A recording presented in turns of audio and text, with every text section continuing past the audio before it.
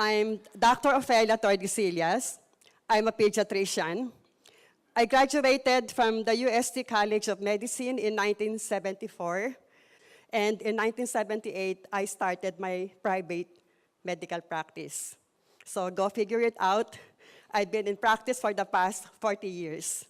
And I am already actually semi-retired. So deciding to join Atomy has not been easy for me. Atomy, as well as its products, as far as I was concerned, were totally unheard of. And as a doctor responsible for promoting the best of health for my patients, I need to be extra careful at all times. My patients count on me, and so I really cannot afford to commit mistakes. And in medical practice, everything is all about evidence-based medicine, meaning when we make the choice as to which treatment and appropriate and correct and effective should be given to a patient, we have to make a choice of medicines backed up by a strong body of evidence. So these are my apprehensions when I first struggling through the decision of whether to join Atomy or not. Coming back home, I tasked myself to really educate me about Atomy. I watched videos, I reviewed relevant materials, and soon enough, I tried the products to validate the testimony. And it was a pleasant surprise, as my personal experience was really beyond amazing. Yeah, really beyond amazing. And soon enough, I also started to accumulate my own wealth of remarkable experiences as I watched in amazement how my patients. Our cutting-edge technology is a combination of the 4 advanced technologies that assure us of excellent products. High purification technology, which delivers a precise formula of the purest ingredients. From biotechnology to patented technology to nanocapsule technology, really promise us nothing but the best. So what is HemoHIM? HemoHIM is a natural functional health supplement with a specific immune function. And what does HemoHIM stand for? Hemo is short for hemoglobin, H for hematopoiesis, or the process of manufacturing blood, I for immune or immunity, M for modulation, and Him also in Korean means strength. Okay. Yes. So, what is immunity? Immunity refers to the capacity or the ability of our body to recognize and destroy pathogens. So what are pathogens? Ito yung mga bacteria, viruses, fungi, and all those that can make you sick, that can harm our body. So immunity really is the ability to protect our bodies from harm, the ability to prevent our bodies from getting sick. So why take HemoHIM? All of us need a very strong and healthy immune system. That all of us, we are made up of trillions of cells, individually all of us, made up of trillions of cells. And of the trillions of cells, only 10% are human, 90% are bacteria. So we're only 10% human, 90% bacteria. And at any given time, there is that symbiotic relationship between the good and the bad. Meron silang ecosystem. But there has to be that balance of 80% good, 20% lang dapat ang bad. Ganon. So you can just imagine how our immune system is put to task. Kasi from within lang, ang dami na niyang kalaban eh. Ang dami ng bakterya. So yung pang nasa labas, mas lalong abundant ang bakterya. So yung ating immune system really works non-stop. So we really have to support our system, our immune system, for it to be healthy.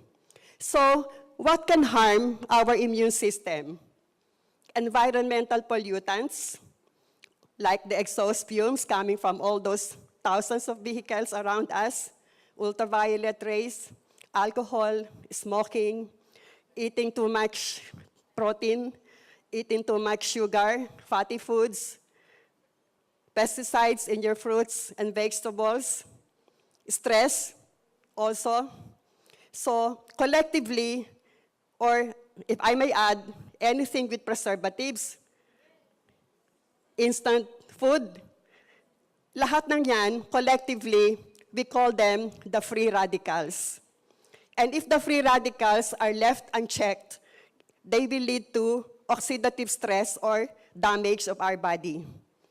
At pag nagkaroon tayo ng oxidative stress, yan ang nagiging sanhi ng premature aging, premature degeneration of our body, not only from the outside but also from within. Alzheimer's, heart disease, cancer, those are just examples. Courtesy of oxidative stress, courtesy of a very unhealthy lifestyle, and stress is really the #1 cause of cancer nowadays. So you really have to be careful. So how can HemoHIM help us? HemoHIM can really help promote the recovery of our body against oxidative stress. If oxidative stress can lead to premature aging, HemoHIM can slow down the aging process. Yes. It can slow down the degenerative changes that may occur in your body. It has also been found out that HemoHIM can activate our immune cells. Immune cells, the like of your white blood cells, lymphocytes, the natural killer cells, the cytokines, which all play a significant role also, not just in fighting infections, but is also in fighting cancer. And hematopoiesis, as I mentioned earlier, this is the process of manufacturing blood. You can see in the slide, before and after taking HemoHIM, you see a proliferation of the RBC population on your right, as influenced by HemoHIM, because it has also been found out that HemoHIM can activate your bone marrow to produce more blood cells and to increase the number of hemoglobin. It can also help boost stem cells which are very crucial to rejuvenation, repair, and anti-aging. Nagpa-stem cell para mas mukhang bata. Easily, that's 50,000 pesos per procedure. Sorry, Andy, ginagalaw. So anyway, you don't have to go through that process. You don't have to spend the 50,000 pesos. HemoHIM will be enough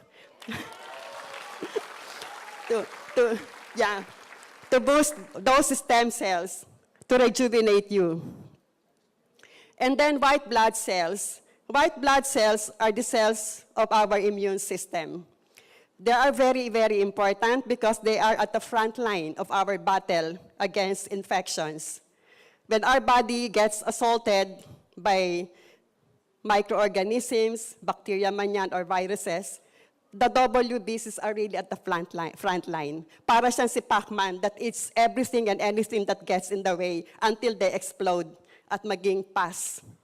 Diba? Kaya nga pag minsan, pagpa-urinalysis ka, WBC or pus cells, mga ganon. So, a patient with low white blood cell count is at great risk of acquiring infections.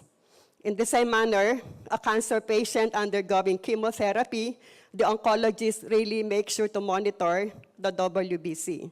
Because in chemo, you not only kill the cancer cells, but also including the WBC. And once the white blood cell count really goes down, plunges down, the oncologist is forced to stop the chemo, or else he'll be literally killing the patient. So, as shown in this slide, you compare HemoHIM with all the other immunoenhancers, and you see HemoHIM, how really superior it is compared to the other immunoenhancers. Let me share with you the story of my patient. He's 12 years old. He came to me with his mom, of course.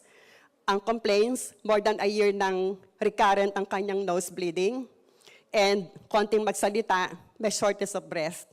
That was April 24, 2017. I requested for a blood count. The reason why meron siyang shortness of breath, kasi anemic talaga siya. Look at his hemoglobin. It's only 9.2. Normal should be at 14 and up. The hematocrit, which is also the same as your hemoglobin, 28 yung kanyang hematocrit as against a normal of 42 and up. The WBC was dangerously low, and that's what really scared me. It was only at 3,400. Normal should be 5,000 to 10,000. The platelet count explains the more than a year recurrent nose bleeding. It's nandun siya sa low normal. The bracket should be 150 to 450. He was only at 164. Kaya siya nagno-nose bleeding. So I was tempted to refer him to the hematologist right then and there. But then I said, I would like to challenge HemoHIM and see if it will work for you. Anyway, you've been through this for more than a year. What's another 2 weeks of trying to observe and monitor? So I placed him on HemoHIM, 2 sachets a day, with instructions to come back after 2 weeks. But he came back more than a month, barely more than a month. And when he came back, 3 weeks na siyang walang nose bleeding, at kahit anong takbo niya, hindi siya hinihingal. And looking closely at his repeat blood count, May 29, the hemoglobin from 9 rose up to 13.9. And I said earlier, the normal is 14. So it's really at 14 na rin, ganon. The hematocrit from 28 rose to 42. The RBC count, well, it was not indicated earlier, but the WBC from 3.4 rose up to 7,900. And the platelet count, unbelievable, 370. The reason why hindi na siya nagbi-bleed, ganon.